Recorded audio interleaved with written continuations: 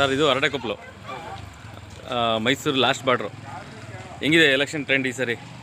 ಅದೇ ಸುನೀಲ್ ಬೋಸ್ ಆಯ್ಕೆ ಆಗಿದ್ದಾರೆ ಹಾಂ. ನಾವೆಲ್ಲ ಕಾಂಗ್ರೆಸ್ಗೆ ಮಾಡೋದು. ಕಾಂಗ್ರೆಸ್ ಮಾಡ್ತೀರಾ? ಓಕೆ, ಒಳ್ಳೆಯದು. ಈಗ MP ಎಲೆಕ್ಷನ್ ಆಗುತ್ತೆ, ನೀವು ಹೇಳ್ತಿರೋದು ಇವ್ರು ಗೆಲ್ಲಿ ಅಂತ ಇದ್ದೀರಾ. ಕೇಂದ್ರದಲ್ಲಿ ಯಾರು ಬರಬೇಕು? ಅದು ನಮ್ಮ ಕಾಂಗ್ರೆಸ್ಸೇ ಬರಬೇಕು. ಕಾಂಗ್ರೆಸ್ಸೆಲ್ಲ ಬರಬೇಕು, ರಾಹುಲ್ ಗಾಂಧಿ ಬರಬೇಕು ಅಂತೀರಾ? ಓಕೆ, ಏನು ಹೇಳ್ತೀರಾ ನೀವು ಯಜಮಾನ್ರೆ? ಪಂಚಾಯತಿ ಸದಸ್ಯರವರು ಏನು ಹೇಳ್ತೀರಾ ಅಧ್ಯಕ್ಷರೇ?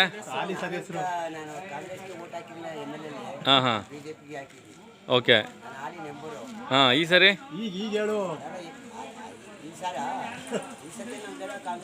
ಕಾಂಗ್ರೆಸ್ ಮಾಡ್ತೀರಾ? Okay okay.